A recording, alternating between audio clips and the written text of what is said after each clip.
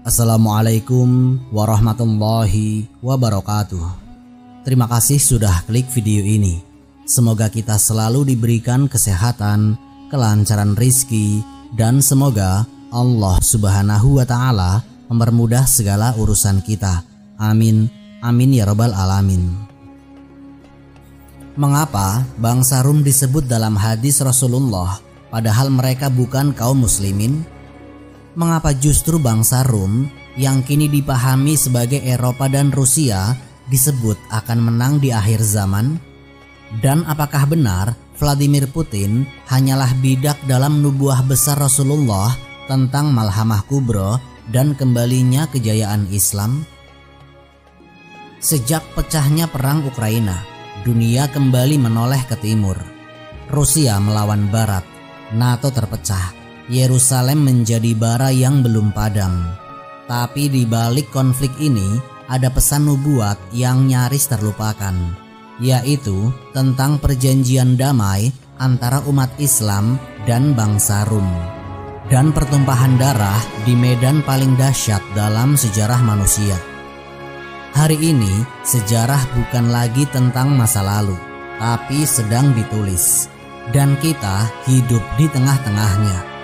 Simak video ini sampai akhir agar tidak sesat. Bismillah, mari kita mulai ceritanya.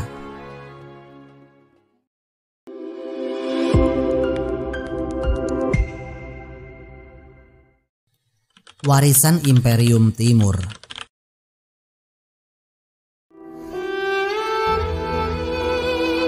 Dalam pusaran sejarah panjang antara Barat dan Timur, ada satu nubuat Rasulullah yang terus menjadi perbincangan para ulama dan pengkaji akhir zaman, yaitu bangsa Rum akan menang. Hadis ini termaktub dalam Sahih Muslim ketika Rasulullah SAW bersabda, "Akan terjadi perdamaian antara kalian dan bangsa Rum, lalu kalian bersama-sama melawan musuh dari belakang kalian, dan kalian akan menang dan memperoleh harta rampasan perang." Hadis riwayat Muslim. Namun siapakah bangsa Rum yang disebut dalam hadis ini? Para ulama Ahlus Sunnah memiliki pendekatan khas dalam menafsirkan nas seperti ini. Mereka tidak gegabah, tidak pula berspekulasi liar. Mereka menelisik sejarah, bahasa, dan konteks politik zamannya. Rum dalam bahasa Arab klasik merujuk pada Kekaisaran Romawi Timur, yang juga dikenal sebagai Bizantium, yang berpusat di Konstantinopel yang sekarang adalah Istanbul, dan kemudian runtuh oleh tangan Muhammad Al-Fatih pada tahun 1453. Tapi warisan kekaisaran ini tidak berhenti di situ. Beberapa ahli sejarah Islam dan Timur menyatakan bahwa sisa-sisa peradaban Rum diwarisi oleh bangsa Slavia Ortodok Timur, yang dalam sejarahnya menjadikan Rusia sebagai pewaris spiritual dan budaya kekaisaran Bizantium. Hal ini diperkuat ketika pusat kekristenan Ortodoks berpindah ke Moskow setelah jatuhnya Konstantinopel. Maka muncullah istilah Third Rome, yaitu Roma ketiga. Yang pertama adalah Roma di Italia, yang kedua Konstantinopel, dan yang ketiga adalah Moskow.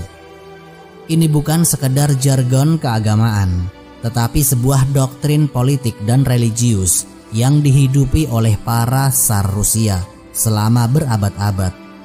Bahkan dalam pidato-pidato kenegaraan modern, tema-tema keagungan Rusia sebagai kekuatan ortodoks terus digaungkan. Vladimir Putin, seorang tokoh yang penuh teka-teki di abad ini, memahami doktrin ini dengan sangat baik. Ia bukan hanya seorang mantan agen KGB yang fasih dalam strategi dan keamanan, tapi juga seorang nasionalis yang menghidupkan kembali semangat ortodoksi di Rusia modern. Di balik strategi globalnya yang keras dan kadang penuh kontroversi, tersimpan keinginan untuk menjadikan Rusia sebagai mercusuar peradaban Timur melawan dominasi Barat sekuler. Lalu, bagaimana posisi Rusia dalam nubuat Nabi? Apakah mereka benar-benar termasuk bangsa Rum yang akan berdamai dengan umat Islam dan bersatu menghadapi musuh bersama? Pertanyaan ini tidak bisa dijawab dengan 1-2 dalil. Ia menuntut penggalian, penelusuran geopolitik, dan pemahaman terhadap strategi zaman. Karena sejarah Islam selalu menyimpan lapisan-lapisan makna yang hanya terbuka bagi mereka yang membaca dengan iman dan ilmu. Musuh bersama, siapa yang ditunjuk Nabi? Dalam kelanjutan hadis Sahih Muslim yang telah disebut sebelumnya, Rasulullah memberikan isyarat penting. Kalian akan berdamai dengan bangsa Rum, lalu kalian bersama-sama menghadapi musuh dari belakang kalian. Hadis riwayat Muslim. Kalimat ini mengundang perenungan mendalam. Rasulullah menyebut musuh dari belakang kalian, bukan hanya musuh bersama. Para ulama menafsirkan ini sebagai pihak ketiga yang berada di luar dua kekuatan besar, yaitu umat Islam dan bangsa Rum. Lantas siapakah musuh dari belakang itu? Dalam konteks geopolitik modern, banyak mata tertuju pada satu poros kekuatan, yaitu blok sekuler barat yang dipimpin oleh Amerika Serikat dan didukung oleh aliansi NATO. Kekuatan ini dalam beberapa dekade terakhir telah menciptakan tatanan global berbasis dominasi politik, ekonomi, dan budaya. Mereka hadir di Timur Tengah, mengobarkan perang, menjatuhkan rezim, dan memaksa sistem nilai yang bertentangan dengan banyak prinsip Islam maupun Kristen Ortodoks. Rusia di sisi lain justru memposisikan diri sebagai penyeimbang. Dalam banyak konflik seperti di Suriah, Rusia tampil bukan semata karena kepentingan politik, tetapi juga untuk melindungi keberadaan minoritas Ortodok dan mempertahankan sekutu strategis dari intervensi asing. Hal ini beririsan dengan kepentingan sebagian umat Islam yang juga menolak dominasi blok barat. Namun perlu ditegaskan, yaitu narasi ini bukan pembenaran atas semua tindakan politik Rusia atau Putin. Islam melarang fanatisme terhadap bangsa atau tokoh manapun di luar batas kebenaran. Tapi sejarah dan nubuat Nabi memaksa kita untuk melihat fenomena ini dari kacamata yang lebih luas dan mendalam. Sebagian ulama kontemporer seperti Syekh Imran Hussein, meski bukan representasi mazhab Aswaja secara utuh, memberikan tafsir bahwa bangsa Rum yang disebut Nabi dalam akhir zaman bukanlah barat sekuler, melainkan bangsa Ortodoks yang berkonflik dengan barat modern. Dalam pandangan ini, Rusia lebih layak disebut sebagai Rum ketimbang Eropa Barat atau Amerika. Tentu, pendapat seperti ini bukan hukum syar'i yang wajib diyakini. Namun, ia membuka ruang ijtihad untuk memahami dinamika dunia modern. Dalam prinsip Ahlussunnah wal Jamaah, kita tidak memutuskan sesuatu hanya dengan prasangka, tapi dengan ilmu dan kehati-hatian. Apakah perang yang dimaksud dalam hadis ini sudah dekat? Apakah perang Ukraina-Rusia hanya pembuka dari konflik yang lebih besar antara blok sekuler dan poros timur? Ataukah masih ada fase damai dan diplomasi yang akan dilalui umat manusia? Yang pasti, Nabi telah memberi peta jalan bahwa akan ada momen perdamaian antara umat muslim dan bangsa Rum. Lalu keduanya akan bersatu dalam satu barisan, bukan untuk menaklukkan dunia, tapi menghadapi satu musuh yang lebih besar yang mungkin telah lama menyusup dari dalam. Umat Islam dan aliansi akhir zaman. Hadis tentang bangsa Rum bukan hanya berbicara tentang mereka, ia juga berbicara tentang kita. Dalam redaksi hadis Sahih Muslim, Rasulullah menggambarkan bahwa umat Islam tidak hanya berdamai dengan bangsa Rum, tapi juga akan bersama mereka dalam menghadapi musuh yang lebih besar. Lalu kalian bersama-sama melawan musuh dari belakang kalian, dan kalian akan menang. Hadis riwayat Muslim. Ini bukan aliansi politik biasa. Ini adalah bentuk kerjasama strategis yang mengandung muatan spiritual, meski mungkin tidak tampak dalam bingkai agama secara eksplisit. Aliansi ini digambarkan Nabi sebagai kemenangan, bukan kekalahan. Artinya, dalam skenario akhir zaman, umat Islam akan memainkan peran penting dalam perubahan global yang terjadi. Pertanyaannya lalu muncul, apakah umat Islam hari ini siap?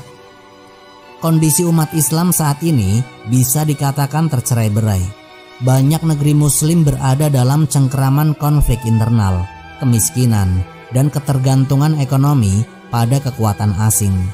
Tapi di balik kelemahan itu, justru mulai muncul kesadaran kolektif akan pentingnya kembali pada jati diri Islam yang lurus.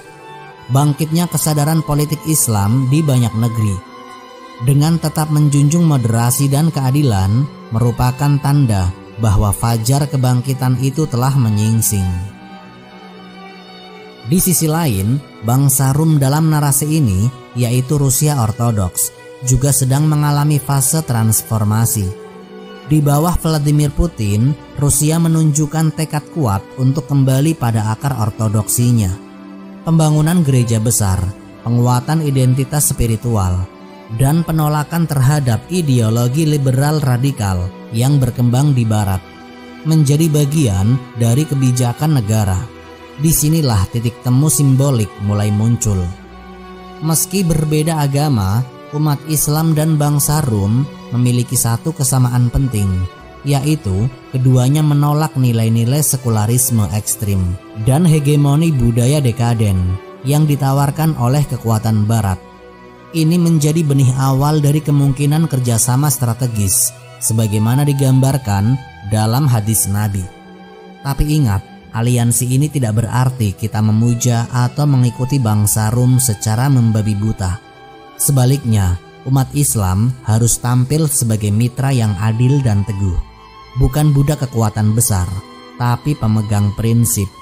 Kita bukan ikut arus, tapi menjadi poros keadilan. Dan hanya umat yang berpegang pada wahyu yang bisa memainkan peran seperti ini. Dalam konteks inilah kita memahami bahwa masa depan umat Islam bukan sekedar tentang kekuatan militer atau kekuatan politik, tapi tentang kesiapan spiritual, kesatuan umat, dan kesadaran sejarah. Sebagaimana para sahabat dahulu bisa duduk berdamai dengan bangsa Romawi dan Persia ketika ada maslahat, begitu pula umat ini akan bisa menjadi mitra bangsa Rum di akhir zaman jika iman menjadi poros dan wahyu menjadi kompas. Putin, Konstantin, dan ambisi sang beruang. Di balik figur Vladimir Putin yang kaku dan penuh kalkulasi, ada narasi sejarah yang lebih dalam dibanding sekedar geopolitik. Ia bukan sekedar presiden Rusia modern. Ia adalah simbol dari kebangkitan narasi lama tentang keagungan bangsa Rum dalam versi Ortodoks Timur. Banyak pengamat menyebut bahwa Putin memandang dirinya sebagai pewaris para Tsar, dan lebih jauh lagi sebagai penjaga nilai-nilai kekaisaran Bizantium yang runtuh berabad-abad yang lalu. Ini bukan sekedar spekulasi. Pada tahun-tahun awal kekuasaannya, ia secara terbuka mengkritik jatuhnya Uni Soviet, bukan hanya dari sisi politik, tapi dari sisi keruntuhan identitas peradaban. Ia lalu mengembalikan gereja Ortodoks sebagai poros moral bangsa Rusia. Disinilah muncul bayangan Konstantinus Agung, yaitu Kaisar Romawi yang memindahkan ibu kota Romawi ke Bizantium dan menamakannya Konstantinopel, lalu menjadi Kristen Ortodoks sebagai agama resmi kekaisaran. Para penulis Kristen Ortodoks modern bahkan menulis Putin sebagai figur Konstantin masa kini, yaitu seseorang yang membawa gereja kembali ke dalam jantung negara. Bagi sebagian umat Islam, ini tampak sebagai kebangkitan kekuatan lama. Tapi bagi sebagian lainnya, khususnya yang memahami nubuat akhir zaman, ini justru menarik. Karena bangsa Rum dalam sejarah Islam adalah bangsa yang masih memiliki sisa-sisa agama langit. Berbeda dengan kekuatan sekuler ateistik. Dalam tafsir sebagian ulama terdahulu, Rum lebih dekat kepada fitrah daripada kaum musyrikin. Paling dekat kasih sayangnya kepada orang-orang beriman adalah orang-orang yang mengatakan kami ini Nasrani. Yang demikian itu karena di antara mereka ada pendeta-pendeta dan rahib-rahib, dan karena mereka tidak menyombongkan diri. Quran Surat Al-Ma'idah ayat 82. Ayat ini tidak turun untuk membenarkan ajaran Nasrani, tapi menunjukkan bahwa dalam fitrahnya sebagian ahlu kitab memiliki kedekatan moral dan spiritual dengan umat Islam dibanding kaum kafir musyrik yang menolak seluruh kenabian. Maka ketika Rusia di bawah Putin menentang dominasi global yang menindas negara-negara muslim dan menyatakan sikap anti-sekularisme ekstrim, sebagian mata mulai memandangnya sebagai salah satu penggenapan nubuat Rasulullah tentang bangsa Rum yang akan berdamai dan bersekutu dengan kaum muslimin. Tentu bukan berarti seluruh kebijakan Rusia bebas celah. Dalam Islam, sikap kita adalah adil dan proporsional. Kita mengakui kebaikan tanpa menutupi keburukan, dan kita mewaspadai kezaliman tanpa menutup pintu kebaikan. Yang menarik, Putin juga berulang kali menyuarakan bahwa Barat telah kehilangan nilai-nilainya sendiri. Ia menyebut mereka telah meninggalkan Tuhan. Pernyataan ini muncul di tengah dukungannya terhadap konservatisme keluarga, penolakan terhadap ideologi liberal radikal, dan dukungan terhadap etika ortodoks yang mengakar. Narasi ini bisa kita lihat sebagai gambaran bagaimana bangsa Rum hari ini sedang berproses menuju posisi yang disebut Nabi, bukan sekedar kekuatan duniawi, tapi sebagai mitra strategis umat Islam dalam menghadapi musuh bersama, yakni poros kezaliman global yang memerangi agama dan mempromosikan kerusakan moral di seluruh dunia. Malhamah, kemenangan Rum, dan tanda di ufuk timur. Hadis Nabi yang paling menggemparkan terkait bangsa Rum bukan hanya tentang perdamaian, tapi tentang pengkhianatan dan peperangan besar yang menyusul. Akan terjadi perjanjian damai antara kalian dan bangsa Rum. Lalu kalian bersama-sama memerangi musuh dari belakang kalian, dan kalian menang dan memperoleh harta rampasan. Kemudian kalian turun di suatu lembah yang penuh dengan tanaman. Lalu salah seorang dari bangsa Rum mengangkat salib seraya berkata, "Salib telah menang." Maka seorang dari kaum muslimin marah dan menghancurkannya. Lalu bangsa Rum mengkhianati perjanjian itu dan terjadilah peperangan besar. Hadis riwayat Muslim. Disinilah muncul istilah Al-Malhamah Al-Kubro, yaitu peperangan besar antara umat Islam dan bangsa Rum yang berawal dari perdamaian tapi berakhir dalam konflik yang dahsyat. Nabi menggambarkan bahwa pasukan muslimin akan berjihad melawan bangsa Rum hingga berhasil menaklukkan Konstantinopel kembali, bukan dengan pedang tapi dengan takbir dan zikir. Kalian akan memerangi Romawi, maka Allah akan memberi kemenangan kepada kalian hingga kalian sampai di sebuah lembah. Kemudian kalian akan menaklukkan Konstantinopel. Hadis riwayat Ahmad. Banyak ulama memaknai bahwa penaklukan Konstantinopel kedua ini belum terjadi. Penaklukan oleh Sultan Muhammad Al-Fatih pada tahun 1453 adalah yang pertama. Penaklukan kedua akan terjadi di akhir zaman setelah pecahnya Malhamah besar. Lalu, apa kaitannya dengan Rusia dan Putin? Jika Rusia adalah representasi modern dari bangsa Rum, maka kemenangan mereka dalam konflik dunia hari ini, baik melawan NATO maupun dalam menolak tatanan global sekuler, bisa saja menjadi bagian dari kemenangan Rum yang disebut dalam nubuat.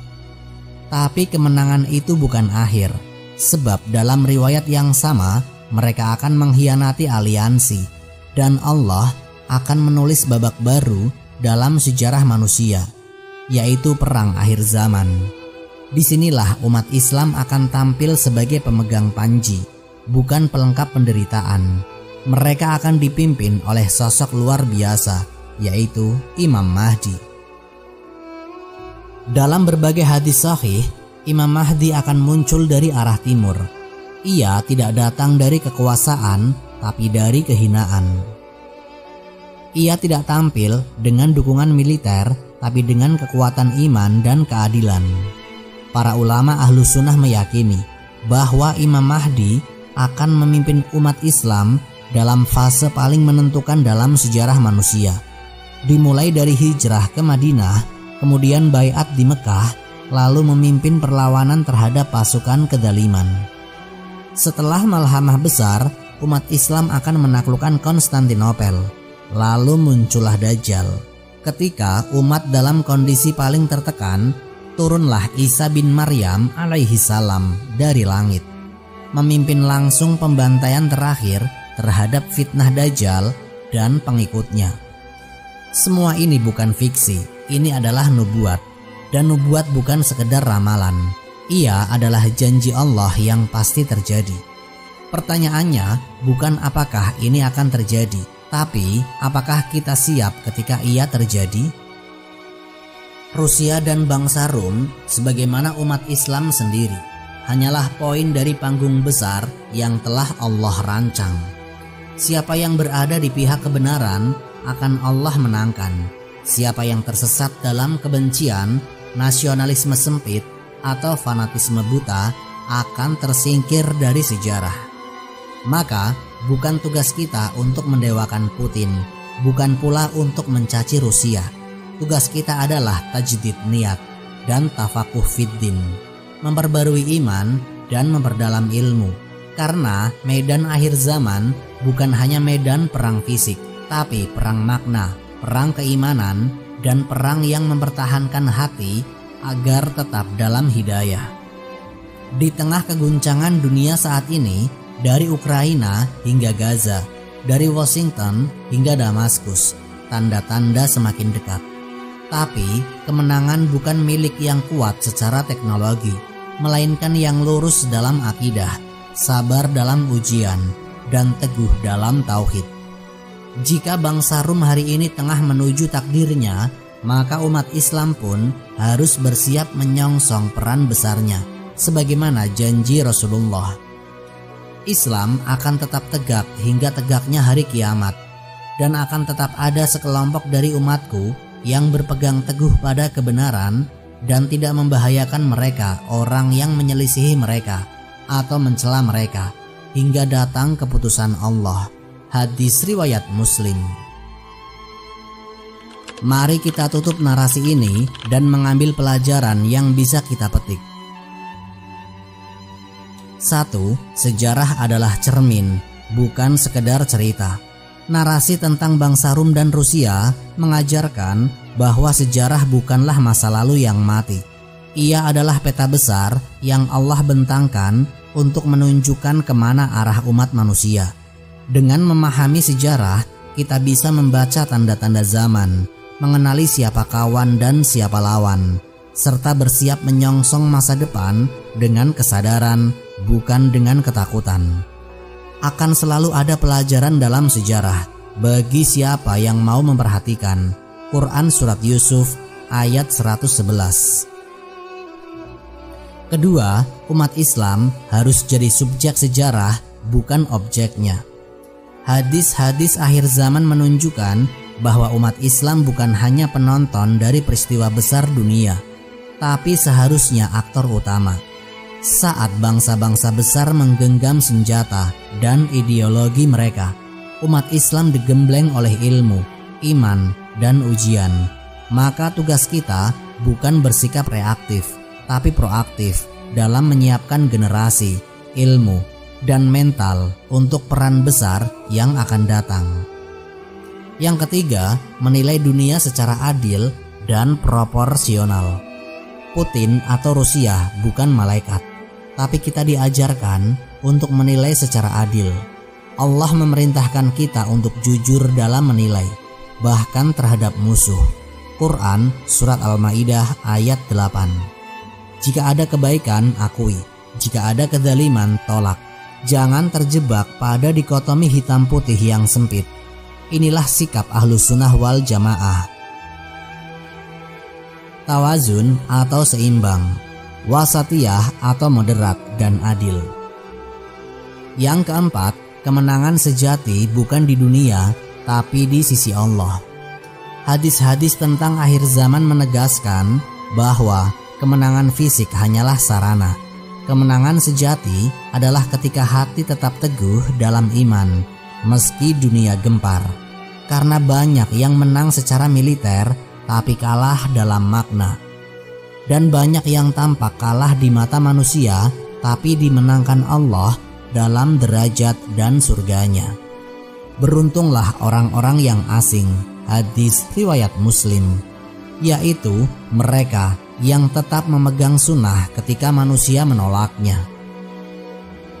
Yang kelima, persiapan utama akhir zaman adalah ilmu dan iman.